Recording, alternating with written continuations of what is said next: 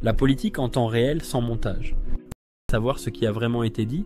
Abonnez-vous maintenant.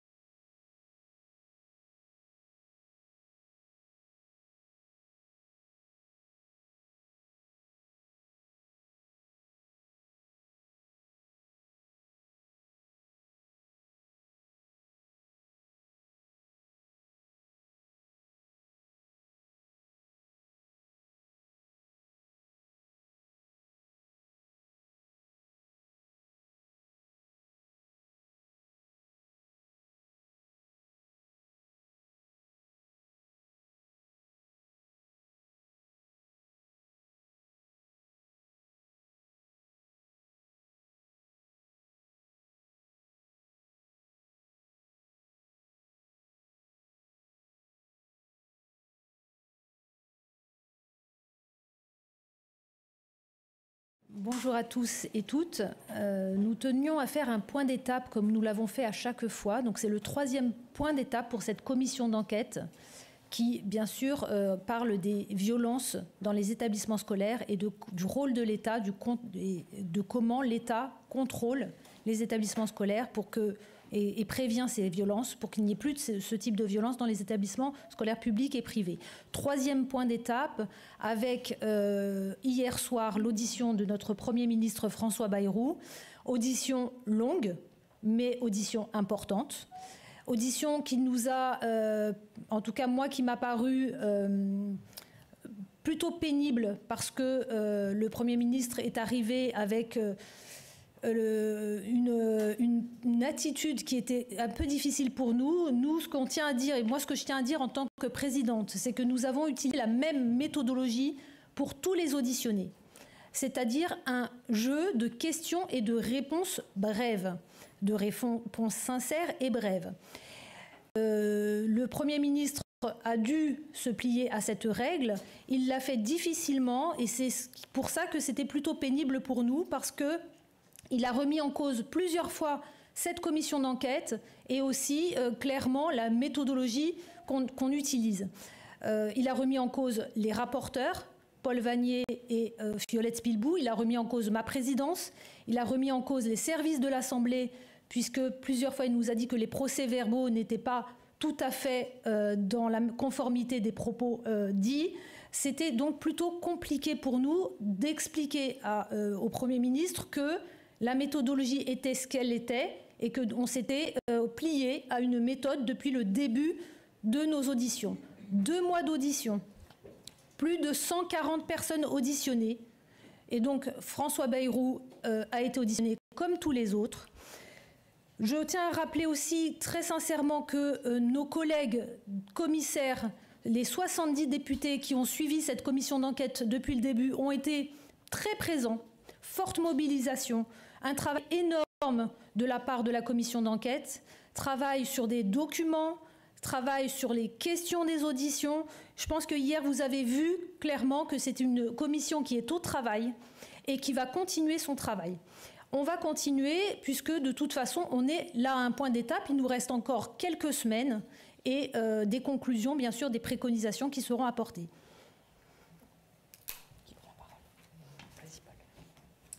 Merci, Madame la Présidente. Et d'avoir rappelé les conditions dans lesquelles nous avons conduit cette audition. Une audition bien sûr exceptionnelle, très attendue, mais une audition comme les autres que nous avons construite sur la base des documents que nous avons saisis lors de nos contrôles sur place et sur pièce, sur la base aussi des témoignages présentés sous serment devant notre commission d'enquête. Et quelques heures après la fin de ce très long échange avec le Premier ministre, quelques premières conclusions ou appréciations en ma qualité de co-rapporteur. Elle me paraît très importante, cette audition, car elle permet de confirmer que le Premier ministre, à plusieurs reprises, ici à l'Assemblée nationale, à Pau, devant les victimes de Betaram, a menti.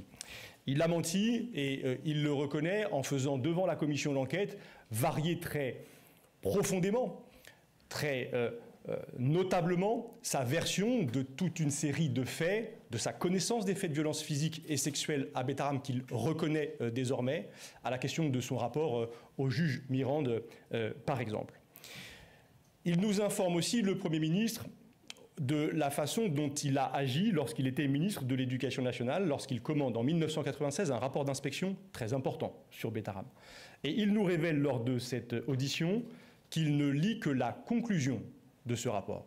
Une conclusion qui tient en 5 lignes, un rapport qui fait 3 pages, un rapport dont le contenu détaille des châtiments corporels, des violences, des infractions nombreuses à la législation, mais puisqu'il n'en prend pas, nous dit-il, connaissance, il ne fera rien, le Premier ministre, alors ministre de l'Éducation nationale, de ce rapport. Et je veux insister sur la responsabilité politique de cette lecture très partielle de ce rapport d'inspection, car si le Premier ministre avait traité avec suffisamment d'attention ce rapport, il aurait, je ne peux que l'imaginer, pris des mesures à la hauteur de la gravité des éléments qu'il contient et ainsi protégé la vie de centaines d'enfants, enfants qui n'ont donc pas été protégés et exposés à la violence criminelle, de pédocriminels dans cet établissement pendant des années encore. Je retiens enfin de cette audition que le Premier ministre est empreint d'une culture de la violence et d'une culture de la violence sur les enfants qu'il a à nouveau manifesté en relativisant devant nous des gestes qu'il a décrits comme des gestes éducatifs, des claques, des gifles, des tapes éducatives, a-t-il dit, des claques non violentes, a-t-il indiqué, et cette relativisation de la violence sur les enfants, elle nous enseigne, car elle nous indique sans doute pourquoi François Bayrou, dans les années 90, ne traite pas avec la vigilance qui est attendue de lui les signalements, les alertes sur ces violences qui lui sont transmises. Cette question est fondamentale, car il y a un continuum dans les violences. Hélène Perlan nous enseigne, nous alerte sur ces violences physiques qui sont là pour sidérer et pour cacher les violences sexuelles. Voilà pourquoi il faut agir tout de suite, dès la première violence, même celle qui apparaît la plus minime, parce que ses conséquences peuvent être gravissimes. Et vous dire que, lorsque François Bayrou s'est attaqué à la seule qui ne s'est pas trompée à Betaram, Françoise Gulung, qui dès 1995 alerte de toutes ses forces, par courrier, oralement, sur les violences dont elle est témoin, lorsqu'il s'en prend à elle, lorsqu'il la calomnie, lorsqu'il la décrit comme folle, faisant là la manifestation d'un sexisme ordinaire, tristement ordinaire, car ce sont toujours les femmes qui sont ainsi visées, et dans cette circonstance, toujours les femmes, à Riaumont, à Betaram, à Châlons-en-Champagne, qui lancent l'alerte. Il a eu une attitude que, je crois pouvoir le dire au nom aussi de mes collègues, nous a choqués, et qui, pour ma part, est l'attitude d'un homme, d'un Premier ministre qui adresse un message terrible au pays, aux victimes, à celles et ceux qui s'interrogent aujourd'hui sur la nécessité de prendre la parole. En s'attaquant à la lanceuse d'alerte comme il l'a fait, François Bayrou entretient l'omerta et tente d'intimider celles et ceux qui voudraient dénoncer des violences. Cela me paraît inacceptable, cela me paraît extrêmement grave. Je termine en vous disant que je suis pour ma part déterminé à poursuivre, de la même façon que nous avons travaillé depuis 2 mois maintenant, nos auditions. Nous avons 3 ministres qui sont attendus devant notre commission d'enquête aujourd'hui. Je veux dire que c'est une responsabilité d'être co-rapporteur d'une commission d'enquête parlementaire comme celle-là. Je l'assume entièrement. Et ni l'outrance, ni la violence, ni les agressions du Premier ministre ne me feront renoncer à ma tâche en pays. identifier des dysfonctionnements dans les mécanismes de contrôle par l'État des phénomènes de violence et protéger tous les enfants de notre pays. C'est le but de tous les membres de notre commission d'enquête parlementaire. Merci. Alors, protéger tous les enfants de notre pays, c'est la mission et l'objectif de notre commission d'enquête parlementaire. Par ces mots, oui, je peux rejoindre Paul Vannier, mon co-rapporteur, et bien sûr, ces mots résonnent aussi pour notre présidente de commission, Fathia Kelwa-Hachi. Nous sommes un trio d'une commission d'enquête avec 70 députés extrêmement investis. Nous travaillons et nous poursuivons le travail de façon unie au service des victimes. Et je crois que c'est à elles qu'il faut adresser le message aujourd'hui, même si nous ne tirons pas les mêmes conclusions avec Paul Vannier de cette audition de François Bayrou. Je le rappelle, cette audition de François Bayrou, c'est une étape. C'est une étape plus tendue que les autres, c'est vrai. Mais c'est une étape qui était nécessaire et qui se poursuit avec des étapes d'autres ministres qui seront auditionnés, peut-être d'autres visites sur place et d'un rapport qui sera riche des préconisations, des milliers de documents que nous avons collectés et des plus de 140 auditions que nous avons menées. Alors moi, ce que je retiens de l'audition de François Bayrou, c'est une défense extrêmement vigoureuse, offensive, d'un homme d'abord, d'un homme politique qui a été attaqué depuis des mois dans son honneur, dans son intégrité, par mon collègue Paul Vannier, et nous en discutons sereinement, ça peut surprendre, mais nous en discutons, nous n'avons pas le même point de vue, et une défense qu'il a souhaitée longue, détaillée. Nous avons eu une audition de 5h30 qui lui a permis de répondre à toutes les questions et je constate qu'il ne s'est pas dérobé. Il est resté 5h30 avec la commission d'enquête, les deux co-rapporteurs, la présidente, et en répondant aux questions de tous les groupes politiques de l'Assemblée. Il a pu dire et répondre ses vérités, ses explications à chacune des questions des rapporteurs, parfois avec des passes d'armes un peu difficiles, douloureuses, mais je crois que cela contribue et cela a un effet tout de même positif pour les avancées de notre commission d'enquête. Quelles avancées nous avons obtenues hier? Nous avons obtenu des engagements d'un Premier ministre qui gouverne avec un gouvernement qui est largement concerné par ce sujet des violences faites aux enfants dans le cadre scolaire et bien plus largement. D'abord, l'engagement de soutenir plus fortement les associations qui œuvrent pour la libération de la parole dans les établissements scolaires. Nous les avions auditionnées, elles étaient en attente de cet engagement. Ensuite, le travail engagé sur l'imprescriptibilité des plaintes, qui est une préoccupation majeure des victimes que nous rencontrons et qui témoignent aujourd'hui. Ensuite, la piste d'une autorité indépendante aux yeux du Premier ministre. Nous aurons peut-être des contre-propositions en capacité d'étudier chacun de ces cas de violence systémique sur les enfants avec une place très importante réservée aux victimes. Et je crois que les victimes plus proches des administrations qui inspectent et qui contrôlent ces violences, c'est une évidence dans les conclusions que nous aurons à produire pour cette commission. Et enfin, une transversalité de tous les ministères portée par une nouvelle lettre de mission qui sera confiée à Sarah El Haïry, la haut-commissaire chargée de l'enfance, une mission transversale qui s'adressera autant au ministère des Sports qu'au ministère en charge des collectivités territoriales pour le domaine du périscolaire. Bref, nous avons obtenu des engagements d'une action rapide qui fait la suite du plan Brisons le silence qui a été annoncé par Elisabeth Borne et du décret qui est en Conseil d'État actuellement sur l'extension de l'application fait établissement pour signaler plus efficacement les violences. Pour terminer, ce que je retiens aussi, c'est que nous avons été, je crois, fidèles à la méthode que nous avons déterminée ensemble dès le début de cette commission d'enquête, l'impartialité lors des questions et des échanges, l'intégrité dans l'analyse des documents.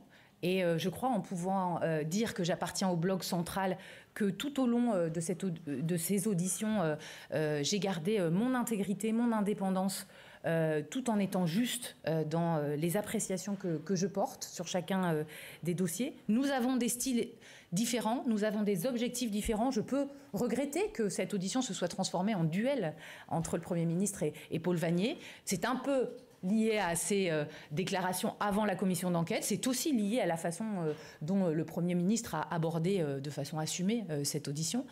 Et donc, je souhaite que nous poursuivions sur l'ensemble du contrôle de l'État sur toutes les années, y compris avec les ministres suivants que nous auditionnons aujourd'hui. Et puis, derrière cela, un message envoyé aux victimes, je l'ai dit, mais aussi un message aux lanceurs et aux lanceuses d'alerte. Ces femmes courageuses, qui contre tous, contre leur administration, leur hiérarchie, la pression de parents d'élèves qui parfois étaient impliqués autant dans l'appel que dans les OGEC, les pressions politiques, les pressions sociales, d'image, de honte liées à tous ces faits de violence, ont eu le courage de parler et de ne jamais lâcher pendant des années. Eh bien, à elles toutes, nous dédions à la fois ce point presse d'aujourd'hui, mais aussi la continuité de nos travaux, parce qu'encore aujourd'hui, il y a de l'omerta sur les violences faites aux enfants, mais plein d'autres formes de violences. Il y a une justice qui n'est pas assez efficace, qui classe trop vite les plaintes, et nous avons des témoignages régulièrement. Et casser cette omerta, il faut du courage pour le faire. Et je pense que c'est aussi le message que tous les trois, nous souhaitons passer à ceux qui lancent les alertes auprès de nos administrations notamment, et auprès de la presse qui a un rôle à jouer.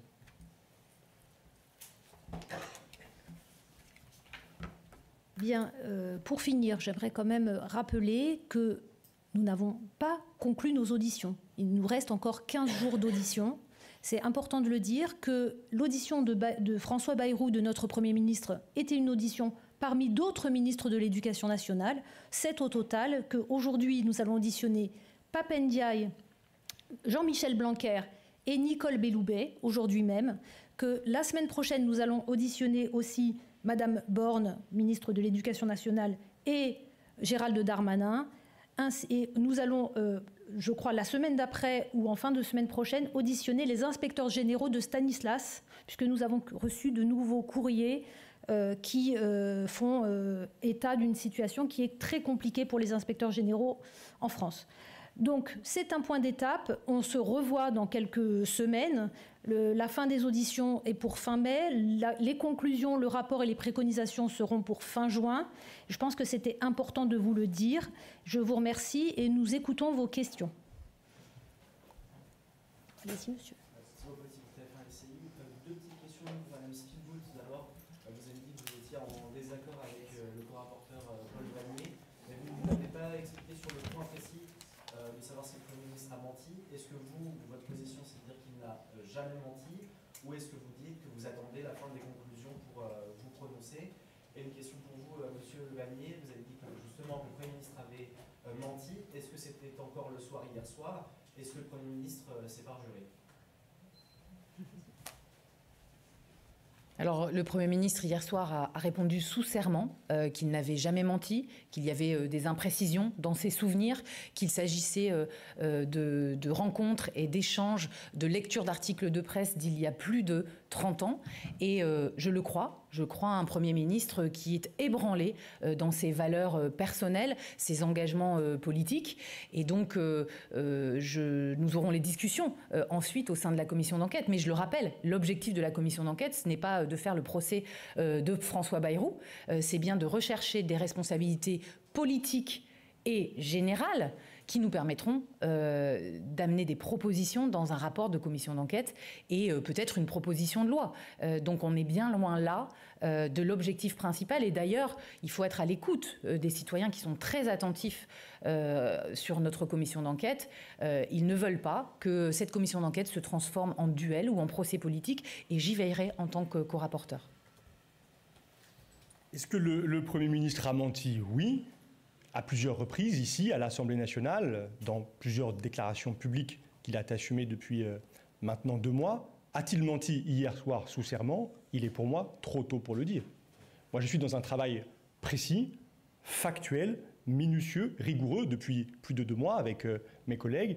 Et donc, je vais examiner le détail des déclarations de François Bayrou hier soir avant d'en tirer d'éventuelles conclusions. Je ne voudrais pas pour autant que nous banalisions la question du mensonge d'un ministre, a fortiori du premier d'entre eux, a fortiori dans l'enceinte de l'Assemblée nationale, en réponse à des questions de parlementaires. La mission des parlementaires est le contrôle de l'action de l'exécutif. Si l'exécutif ment en réponse aux parlementaires, c'est tout le fonctionnement de notre démocratie qui est rendu impossible. Donc François Bayrou a reconnu hier avoir menti dans l'hémicycle de l'Assemblée nationale en faisant varier sa version qui le met en contradiction rapportée à des déclarations précédentes. C'est un fait, je crois, très grave. C'est un fait qui interroge bien sûr tous les groupes politiques de l'Assemblée nationale, qui interroge chaque député. Moi, j'échangerai avec mes collègues aussi, bien sûr. Et puis sur la question précise du parjure, peut-être passer la parole à la présidente de notre commission d'enquête, car c'est là sa prérogative exclusive à cette étape, en tout cas, de nos travaux.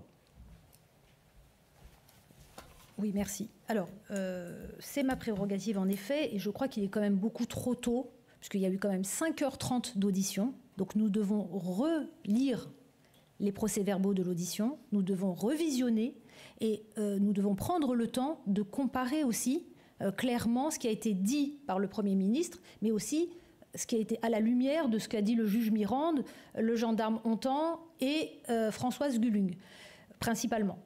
Et si on en tirera les conclusions qu'il faut en tirer, et on sera totalement impartial. En tout cas, moi, personnellement, en tant que présidente, je prendrai les mesures qu'il faudra prendre, mais en temps voulu.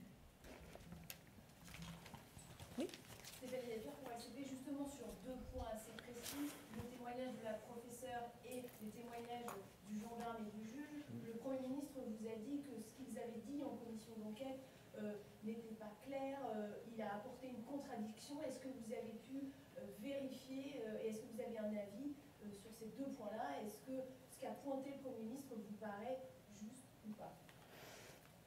Je vais commencer à répondre. En tout cas, les témoignages du juge Mirande, le témoignage en commission d'enquête et les différentes interviews, entretiens qu'il a eus depuis quelques semaines n'ont jamais varié.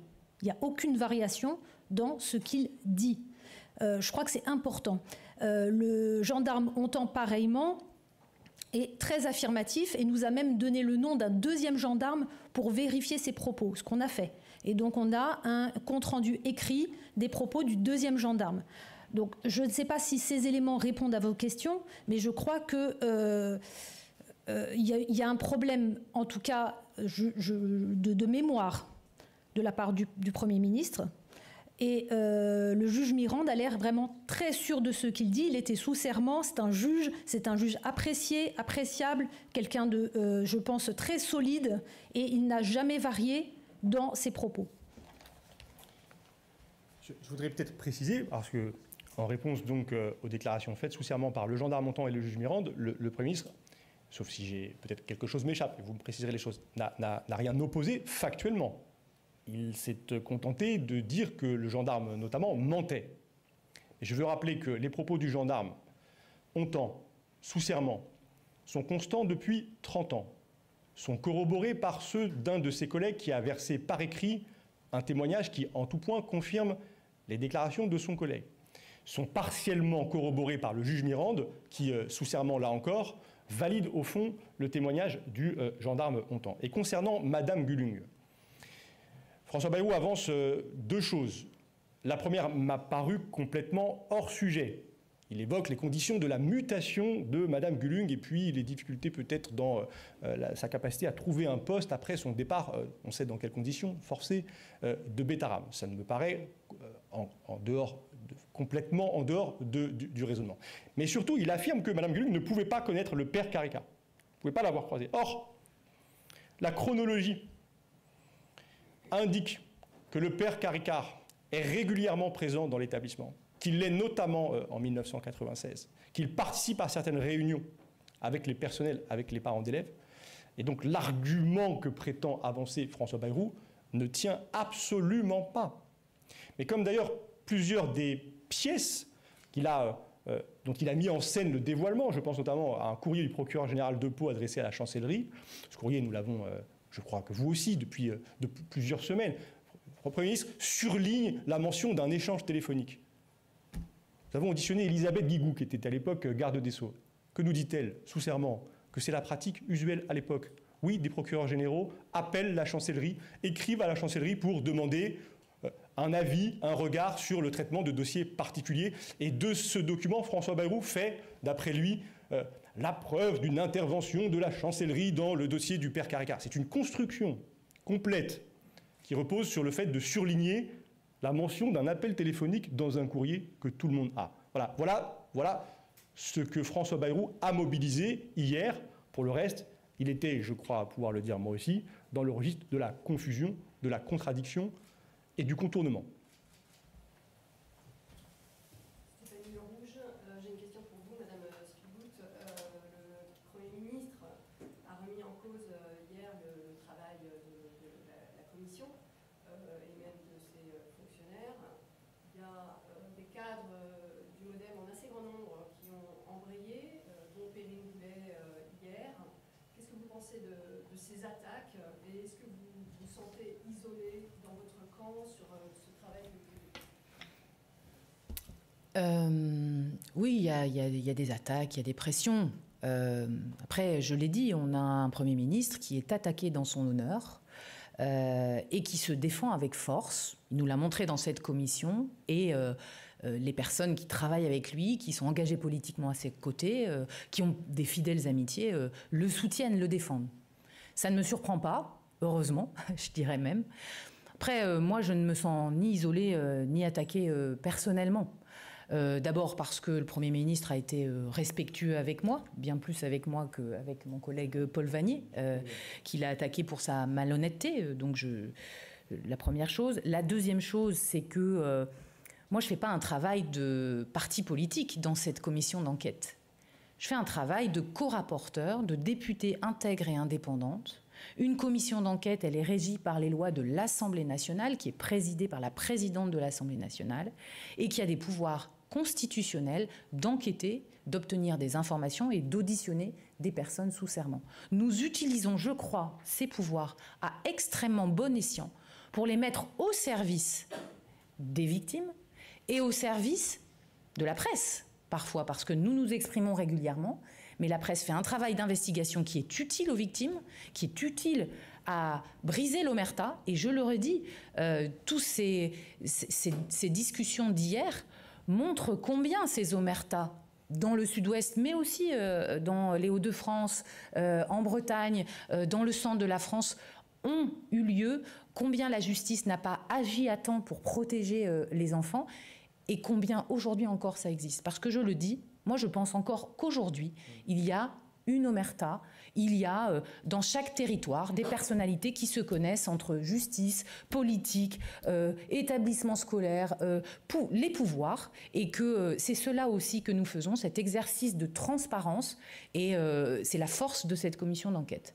Donc je continue sur ma ligne droite, sérieuse, et je crois que c'est ce que nous faisons au sein de cette commission d'enquête, même si on a des divergences politiques à l'extérieur qui sont très fortes, des conséquences politiques que nous souhaiterons qui seront peut-être très différentes avec Paul Vannier, mais en tout cas dans le travail quotidien que nous avons au sein de la commission, il se fait avec sérénité et avec respect des avis de chacun, et je pense que ça marque la qualité du travail qui est fait.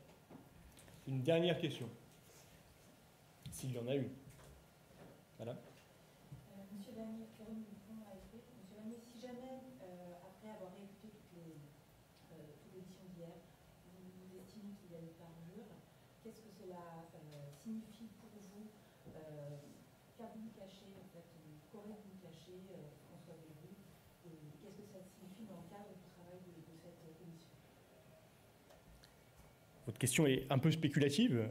Alors, il faudrait d'abord être certain qu'il s'est parjuré. Je le dis à cette étape, à ce moment, je n'ai pas les moyens de l'affirmer, nous allons le regarder. S'il s'est parjuré, la première conséquence pour lui, c'est que la présidente de la commission d'enquête engage une procédure qui l'expose à une condamnation pénale. Et puis ensuite viendront bien sûr d'autres questions qui creuseront celles que nous avons déjà avancées. Il y aura les réponses, le cas échéant, de la commission d'enquête, et comme rapporteur et présidente, là, nous sommes là pour y répondre. Et ensuite, il y aura des réponses politiques, c'est évident. Et ça, pour le coup, renvoie à la vie de l'Assemblée nationale, à la vie de ses groupes, aux interventions de chacun des députés. Et oui, nous sommes là face à vous comme des députés en charge d'une fonction dans laquelle, à cet instant, nous avons tenu tous les trois à rester. Et j'y reste donc, moi aussi, en réponse à votre question. Merci. Merci à vous.